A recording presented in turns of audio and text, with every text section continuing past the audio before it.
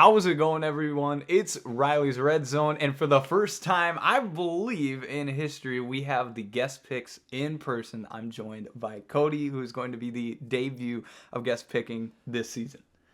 Well, thank you. I'm so glad to be here, Riley. And I know it's hard. It's hard to remember because you've had so many episodes of these things. So this is awesome. Yeah, but that is true. To recap quickly, last week I went solo. 10-6 was the result. Not bad, not the best, landing right at the mark where I was for the entire season last year, which was about 62.5. So we're looking to get back in the win column more often than not. So let's just jump into this week, starting with the Thursday night matchup between the Dolphins and the Bills, two AFC East teams. Two teams coming off W's in a little bit of comeback fashion for both. This should be a close one as a 2.5-point underdog. I like the Bills because Josh Allen looked great last week. They showed they can come from behind against the top Cardinals offense. Tyreek Hill is available for the Dolphins. I mean, he was even available last week for what crazy situation that was. Two high-powered offenses, but give me Buffalo as the underdog. I like the Dolphins in this one. I think they're just too high-powered of an offense. The Bills, they're more of like a balanced team, offense, defense. But I just don't know that Josh Allen has the electricity to match the Dolphins offense. That's certainly fair. It's going to be a fun one to watch on Thursday. Let's move to the Ravens and the Raiders, two teams that both took losses, but I'd say in kind of different fashion. I mean, the Ravens with an absolute nail-biter in the opener against the Chiefs. Isaiah Likely with a Kevin Durant type of moment. I think we saw the potential there. I believe that if those two teams match up in the playoffs, Baltimore will end up victorious.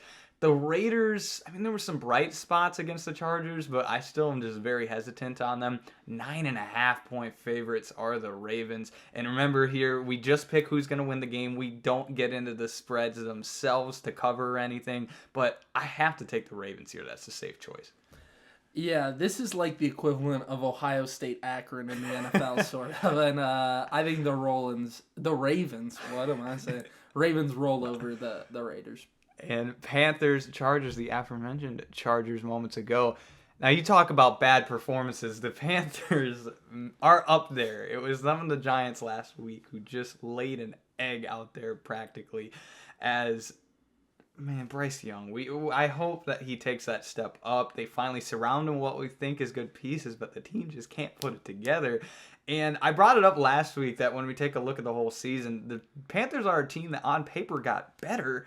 But when I was doing the win projections, I only had them at like 3 or 4. I don't know if it's a harder schedule. They're just not going to take it. It also doesn't help when you can only put about 250 people in your stadium. So, yeah, I mean, at the end of the day, there's just not a strong fan base push. And I don't know that they're playing with that much passion or need to win. Meanwhile, on the Chargers side, Jim Harbaugh, I brought up last week as well, is just a guy who seems to win everywhere.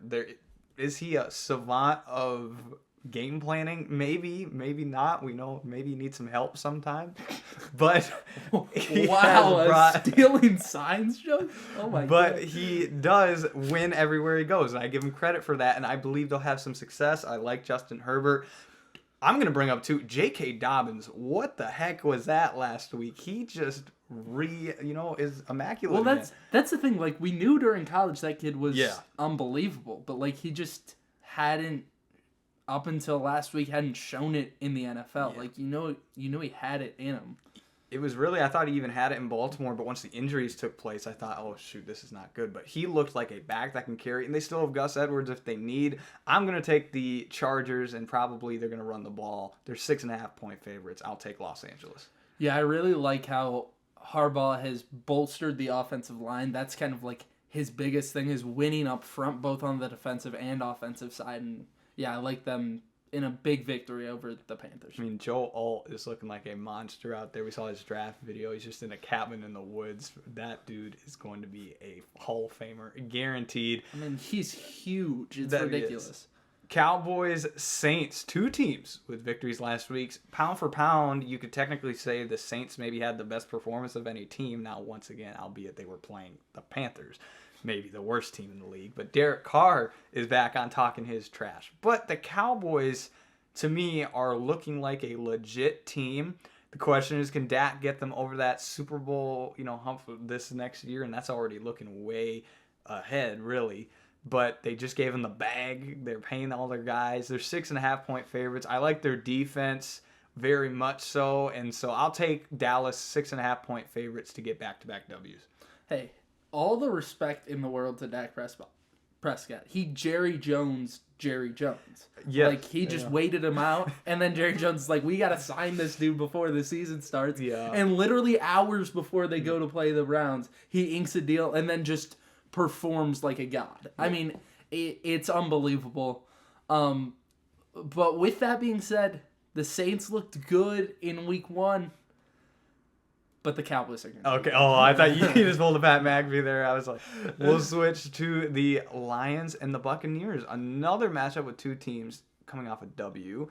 Bucs looked really good once again against the Commanders, who I'm not that high on this year, but they look great. Baker Mayfield is stepping up. And Lions, to me, have a top 3 to 5 roster in the league. Jared Goff looks great. It was a close one against the Rams, and if there were a team that should have been familiar with the Lions, it was the Rams, based on their recent matchups. So I think against some other teams, the Lions are going to start steamrolling some folks. I'm, I guess, not overly surprised 7 points, but that's up there when we're looking at this list. That's like a top 3 biggest spread, and it's against the Bucs, who have shown some, they were, a kind of playoff team last year, and 7 points is a lot, but I still think the Lions will get it done. Honestly, I like the Buccaneers in this one. I like what they've been doing offensively. I think that Baker Mayfield has done a good job. Shab White in the backfield as well is doing great for them. Fantasy team, shout out. Yep, and I think that they find a way to get it done over the Lions, albeit a great team. Especially defensively, led by Aiden Hutchinson, who's an absolute animal up front. Yeah, I did kind of hint I was shocked you didn't start Rachaad White at first last week. He eventually did. We'll talk about the fantasy later. But going to Packers-Colts, there's a lot to talk about here, specifically because the Packers are going to be without Jordan Love. And so right now the plan is Malik Willis, the starting quarterback. I mean, if we're talking with Jordan Love here, I almost moved them up in the power ranks for me with a loss because I think they showed enough. The Eagles are a great team. I like them as a squad. The Colts I also moved up despite a loss because Anthony Richardson slung that thing down the field. I mean, can he always hit the barn door? No, but sometimes he throws it over past the defenders to the other side of the barn, and the horse or the colt is catching it for a touchdown. Dude, I can't do these analogies. Yeah, and so 3.5-point favorites are the Colts. If this is one where in the rankings it tells me to go Packers, but with no Jordan Love, this would be exactly. I have 2 games on here where I have a gut feeling I'm going to pass on, which is always a bold statement. But I have 1 game I'm going to switch my formula. But this one I'll stick to formula, go with the Colts. They'll both bounce back. These are 2 good teams. 3.5 points only separating them in the spread. I'll take Indianapolis in a tight one. It's all dependent on Malik Willis. Yeah, this is exactly why you guys come to Riley's Red Zone. Great sports analogies, always. Didn't know we were going to get a barn analogy today, but there you go. This game, Packers-Colts, I like your pick of the Colts, but to me, the Packers just seemed so complete last week. Mm-hmm. Despite a change at quarterback, I still think they find a way to get it done. Certainly it's a big loss to not have Jordan Love. That's a big part of their offense. But I think they can even get it done underneath in the passing game. And I think Malik Willis will be able to figure it out. Yes, that dude also is very similar to Anthony Richardson in that he has an absolute cannon, just has trouble placing it sometimes. Watch out for the Packers in that game for sure. Jaguars-Browns, I'm going to be interested. This guy is very familiar with the Cleveland Browns, so I'll be interested to hear his thoughts. But Jaguars 2 weeks in a row play teams I have really close to them in the rankings, being the Dolphins and then the Browns. They both are within that 8-12 range for me, where I think they are a good playoff team, but can they take that next step up? The Jaguars look good, and I was watching, Redzone getting all the games. I thought they had that game potentially. Then, Tua and Tyreek just link up there. But I really like this Jaguars team. I'm going to put that out there. I think that Trevor Lawrence will take a step up this year. I mentioned Brian Thomas last week. He gets a touchdown. That's great. the Browns, you have to be thinking they did not look very good last week. Deshaun Watson is yet again under the microscope of publicity for wrong reasons, and he has also just not looked like a very good football player as well. So that's a double loss, and 2 L's don't make a W in this case, as that's just really unfortunate for them. But this defense has the potential to be so good, and this is one where I'm going to go based on feeling. This is one where the Jaguars should win, but I think the Browns will even up their standings, get a victory this week. They're 3-point underdogs.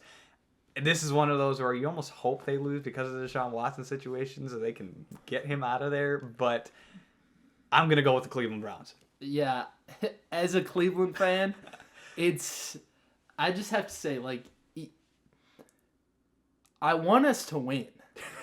But also at the same time, like, this just doesn't feel like a winning football team.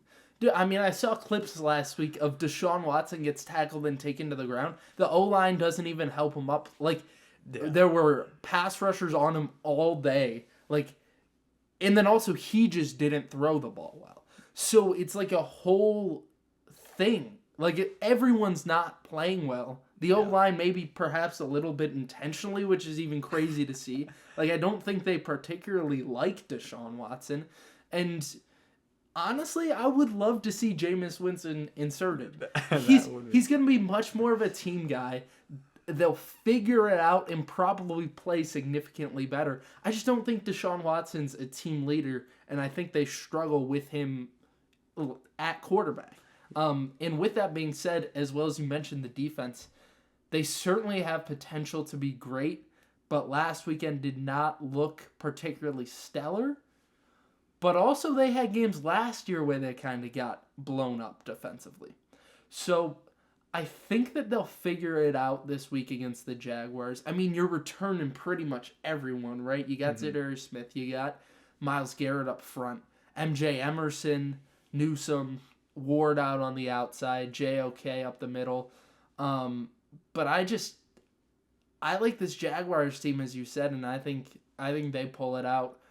In Jacksonville as well, Travis Etienne is just a dog, and I think the Browns are going to have a tough time on Sunday. And so we switch to a team I'm pretty familiar with, the Minnesota Vikings and the San Francisco 49ers. The Vikings put up a dominant performance against the Giants. I swear to God, if you pick the Vikings, I'm going to lose it. They put up a great performance, but I got to be honest, I even had people texting me, whatever, like, are the Vikings, like, did we underrate them? I'm going to be honest. I think the Giants are just not good. I feel bad for some of that fan base as, you don't know what direction you're going in the future. Daniel Jones is trying to grow a beard, but that didn't change his play. So more pick sixes than touchdowns. We'll talk about the Giants later. You'll be surprised. I may have them, but they did not look good. The Vikings, will say this. I believe most of the country underrated Sam Darnold as a quarterback. I felt more comfortable with him this season than a lot of people would. Also, the fact J.J. McCarthy was hurt didn't really matter to me. It sucks for him developing, but I don't believe he would have taken the field this year, in my personal opinion. I think that it would have been great to have the option, but Sam Darnold is competent. The Niners, I have them ranked at the top for a reason. They looked great, even though, we'll talk about your fantasy team, Brock Purdy wasn't maybe getting the stats. He's running the offense, and they can run the dang ball. They have had enough with some of the trick plays, Bert, and they just gave it to Jordan Mason, who is a stud. I had stars next to him in the fantasy leagues, but yet I never took him in any. That was a mistake. Christian McCaffrey is also questionable for this week. I think it's doubtful he plays, but either way, give me the Niners. I think that they're just a better team. 6-point favorites. I'll take San Francisco. Yeah.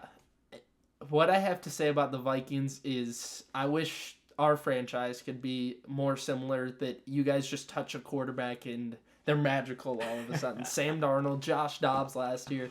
Like, is Sam Darnold going to go on a Josh Dobbs type run? Probably, just because apparently that's what the Vikings do now. But this 49ers team, top to bottom, is the best team in the NFL, in my opinion. And sadly to say, Riley, I don't even know that it's going to be that close in Minnesota. No, I don't either. 49ers roll over the Vikings, and they just seem so sharp, especially in week 1. And they're a team that early in the season comes out firing on all cylinders. Mm-hmm. It doesn't take time for them to sort of build up, get into the season. They're coming out of the gates firing. Yeah. Patriots, Seahawks. 2 teams with dubs. One I expected, one I did not. This Seahawks team, to me, is legit. I am not putting all the chips in on Geno Smith right now. I don't think he's elite. But their roster is one of the best constructed, in my personal opinion, in the league. They can run it with Kenneth Walker and Zach Charbonnet out of the backfield. I was shocked the Patriots pulled off an upset. Yes, it was great. I'm happy for Gerard Mayo and getting the victory. I think that they showed they can maybe pull off some scrappy games, but more so, I think it was more just a fluke, not good day by the Bengals. I'm going to be honest. I think I learned more about the Bengals, that they might not be as good as we thought compared to the Patriots. I think the Patriots are still in one of the bottom tiers. So I'm going to go with the Seahawks. I just believe they're a better team. 3.5 seems like an okay spread, as we did just see the Patriots get a victory, but I'll take Seattle. In New England, you got to play the Patriots. Yes. Yeah. They're a team that wins football games. I like them to win it over the Seahawks this weekend. I just think Gerard Mayo, he's found a winning formula. I know we're just one game into the season, but he comes from the Bill Belichick times. And I like them to win this one over the Seahawks. Seahawks have looked good. I think they're going to look good throughout the season.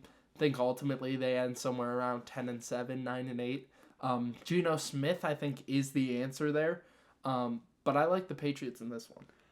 Titans and Jets. This is a tricky one because 2 teams that I'd say left the week a little disappointed. We saw Aaron Rodgers take more than 3 snaps. I mean, the guy is physically able to play football again. We saw some flashes of the former MVP. Not fully himself. I'll say the mobility looked really hesitant at times. He looked like he was kind of me sneaking in to go grab a snack at 12:30 in the apartment, sometimes running out of the pocket, just chop, chop, chop, and it wasn't very fast. But he can still trying throw not the to football. fall down while it's dark. Basically. I mean, I was looking, I'm like, dang, this looks slow motion. But he doesn't need to do that all the time. He can work within the pocket. His defense didn't bail him out this last week, although they still have a great, talented roster. The thing the Titans need to answer on the other side is Will Levis the guy? Because as Brian Callahan brought up, we could have punted the ball on 1st down and 10 and probably won the game last week. I love that he has that humor post game. I mean, they let Caleb Williams and Da Bears win like off of barely any offense. I mean, that is just tough. They did more to hurt themselves than anything. I mean, they just need to answer, is Will Levis truly the guy? And obviously you can't look at 1 week alone, but last week he didn't quite look the part there. 3.5 points are separating these teams. I'll take the Jets to get back in the win column. Titans don't need to lose hope if you start 0-2, but I am a little bit concerned. Also, to clarify for the viewers, I'm not actually taller than Riley. It might look like that, but I'm just on an elevated seat from him. But talking football, I think that Aaron Rodgers looked about as good as you could have expected. Mm-hmm. Like, he looked comfortable in the pocket, and yeah, he didn't look great on the run, but he never really has. Like, yeah. Although, yes, we've seen those legendary throws of him rolling out and chucking the ball 60 yards downfield. That was when he was 25. Mm-hmm. Over the past couple years in Green Bay, he was really just a pocket passer, more of a Tom Brady type where he's just sitting in the pocket and letting it fly. I like the Jets to get right back on track. One thing, though, I will say was concerning from week 1, and I got a chance to talk to Luke. I ran into him yesterday and was talking to him about the Jets. The defense didn't look as good as they should have. No. Like, this was a super hyped up defense. I believe 2nd in the league last year behind the Browns. Sauce Gardner, all of the guys defensively, Quinn Williams, they just didn't look stellar. Yeah, I agree. I mean, shout out Luke. There's probably no way he knows this is happening, but No. let's flip to a NFC East divisional game. Commanders and Giants, 2 teams in a loss. I talked about earlier, the Giants did not look good. I did not think they were going to be good. I had them as a bottom 4 team in the league entering the season. I actually don't think their defense is the worst of all time. You have Dexter Lawrence. You have Bobby Okereke. Like, you have some decent names out there. But their offense looked putrid, both roster-wise, and we saw it on Sunday.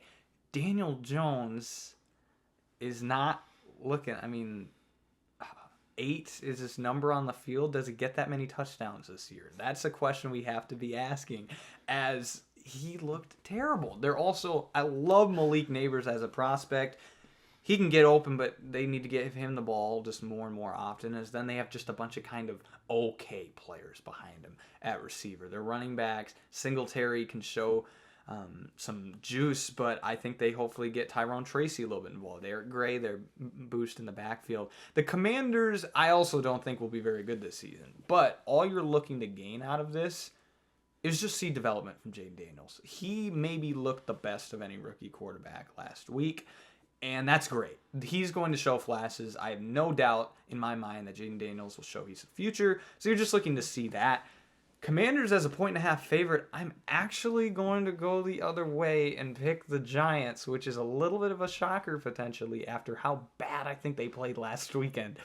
But this is one where just the football gods seem like a write the script type of thing, and the Giants end up. If they lose this game badly, all goes to heck in New York. I mean, you are hitting that red button instantly. Yeah, I will say, I think that the Giants, especially with Daniel Jones, I think he might be on his way to a Davis Mills type season from 2 years ago. 17 touchdowns, 15 interceptions. Yeah, what a pull. It seems like it might be heading in that direction if they don't really turn things around this week.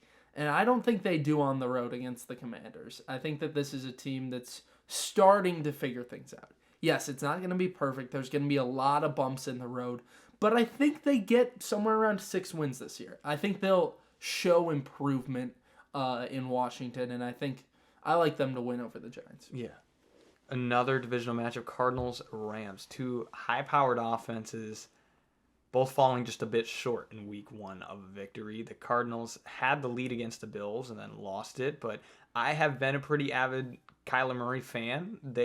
I believe he's underrated in the grand scheme of things. Their defense, I don't particularly love, but I think offensively they can do it. They just got to give Maserati Marv the ball on offense. I mean, man was open for the game-winning touchdown. They didn't go. I was going to say, you think Kyler Murray's underrated? Dude missed a wide open Marvin Harrison Jr. You can't spot that as a professional quarterback. I mean, it's not good. It's not good. I don't like to be that guy that's the couch coach.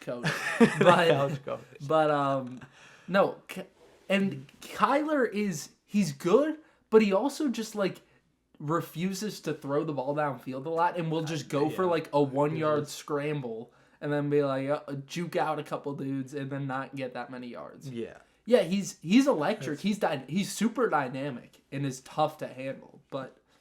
And that's the thing about Fair where he should be. I just see so many people putting him towards the 20s in the rankings before. I'm like, that's outrageous. You also can't put him top 8. He's somewhere in that 9 to 13 range, maybe. The Rams, roster construction-wise, some of their defensive players, like at the linebacker position after trading Ernest Jones, no idea how they're starting in there. It's like a polar bear in Texas out there. But their offense, I like Cooper Kupp is back. We didn't see Puka Nacua. We need to see both of them go at the same time. I think they get it done this week. I'll take the Rams in an upset. You got to throw some shockers on the board, as we average about 5 upsets a week. And that's one of them I'm taking this week. Give me Los Angeles. Yeah, it was a big loss in week 1 and kind of... I think perhaps affected the week 1 game. You totally got to switch the offense once Puka's not in there. Such a big part offensively. But I still like the Rams over the Cardinals. I just think it's ridiculous, frankly, that they're the underdog in that game. I just think they're a far better constructed team. And I like the Rams. I also think they're a better coached team, in my opinion. I will say the same. That was probably the line I was the most shocked with this week, seeing them 1.5. All right, 4 games to go. Chiefs and Bengals. Chiefs with a win on opener. I don't know how to put this, but basically, I do not care what the Chiefs do in the regular season as long as they make the playoffs, because they're a different team come that point, and when you have the best quarterback in football, you can make magic happen. So, honestly, I think the Chiefs are a hard team to predict just because you can rank them as high as you want, but they're going to drop like 4 or 5 games this year, and honestly, it's not going to hurt them at all. The Bengals looked so out of character last week. It was ridiculous. I don't know what's fully going on with Eminem over there at quarterback and what is exactly happening, but this is just a feeling game. I think they get it right. Let's go with the Bengals over the Chiefs. The Chiefs are a better team, but I saw the graphic again this week. Joe Burrow has a better career record against some of the top quarterbacks versus like some poor quarterbacks. This, I will give precedent, does not make mathematical sense. This is just a history on the right side, and this is not doubting the Chiefs. Yet again, I need to make that clear. The Chiefs are a top 3 team in the league right now. But games just happen. If they were to lose this game 48-0, this is how much I'm concerned. 0. They have everything they need. I'll take the Bengals in the regular season. I mean, it's actually a good point that the regular season Chiefs are totally different from postseason. Last year they were 10-7, 11-6. Yeah. I don't remember exactly. But they really weren't anything special in the regular season, and then they just flipped that switch come playoff time. So I still like the Chiefs in this one, but I also think there's a decent chance the Bengals can pull it out. I just think they have so much uncertainty surrounding the team.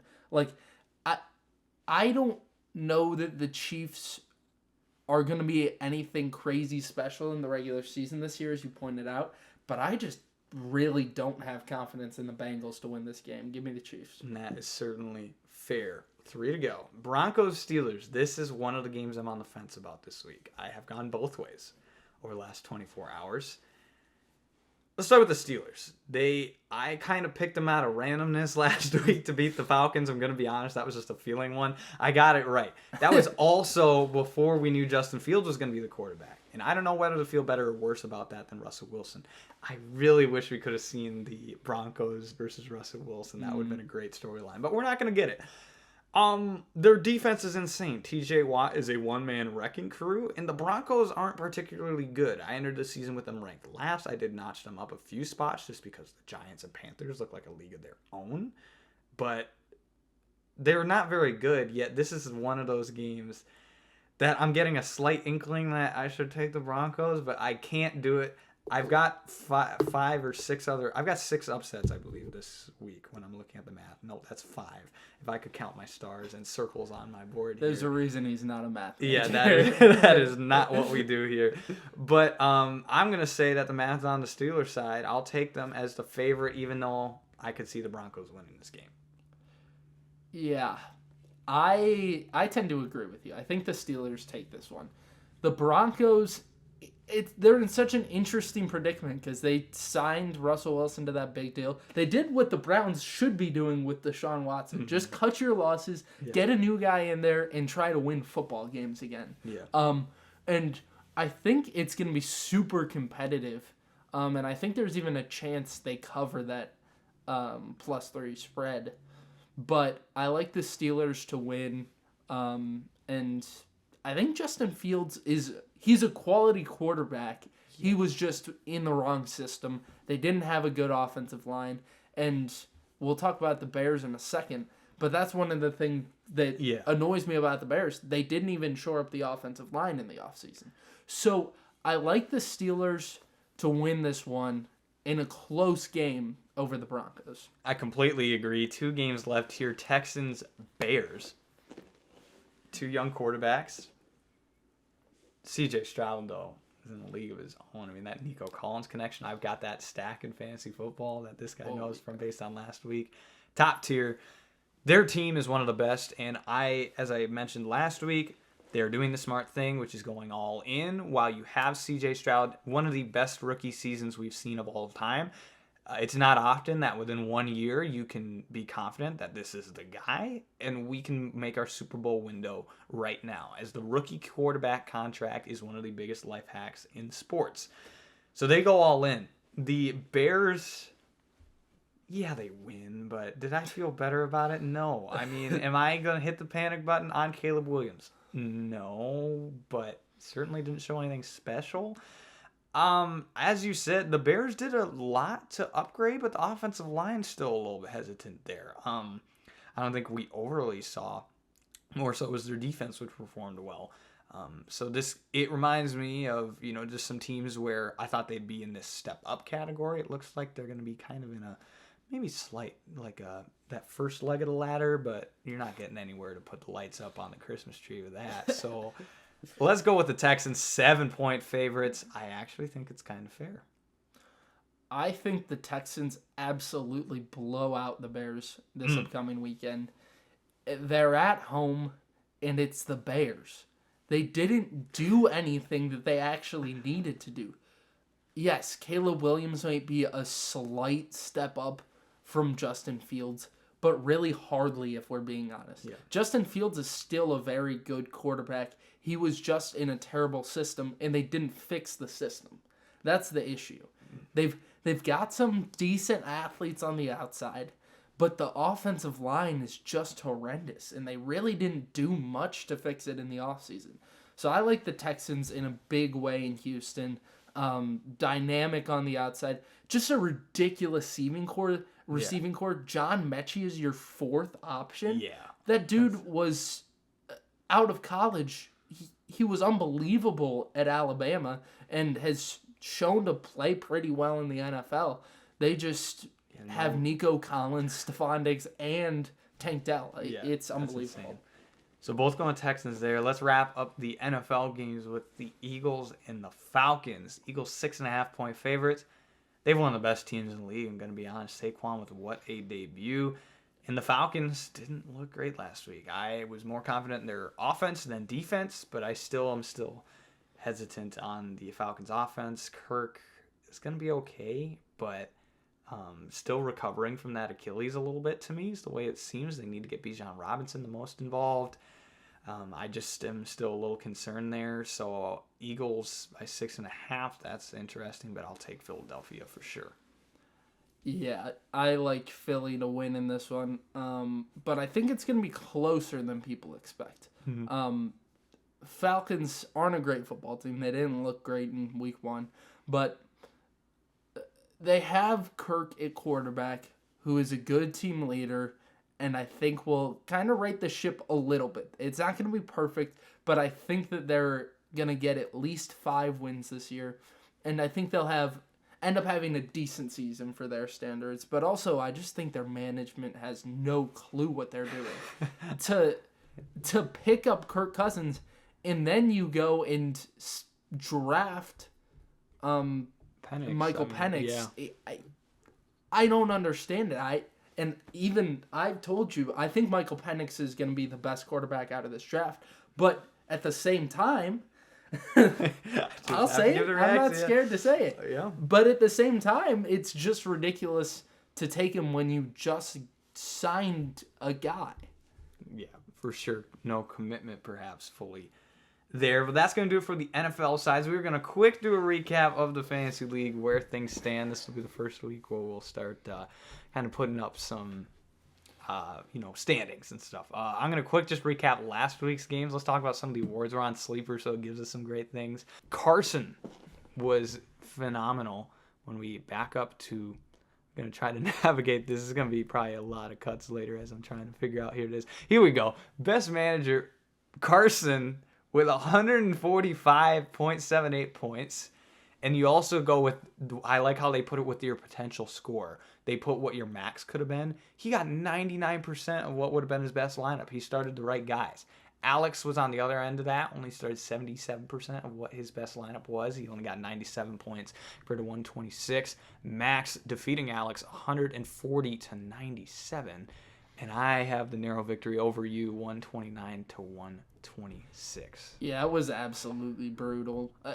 A close back and forth the whole week. I had no clue who was going to end up pulling it out. You, in the end, were able to come up with the win.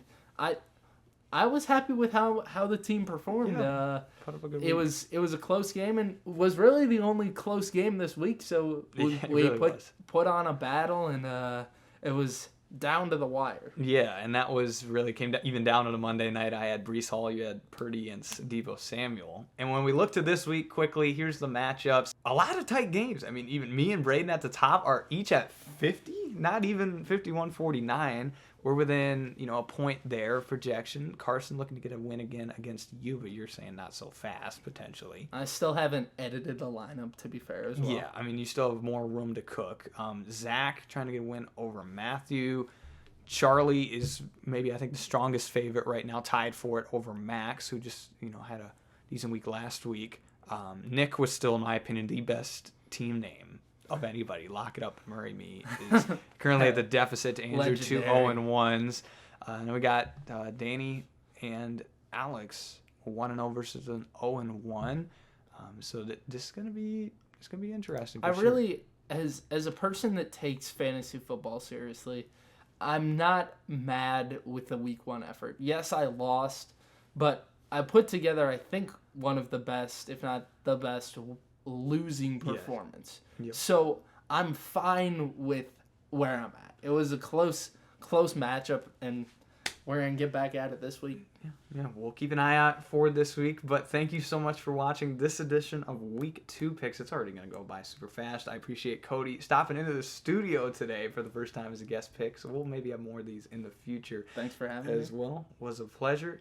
Thank you so much for taking the time to watch this video, and I'll see you in the next one.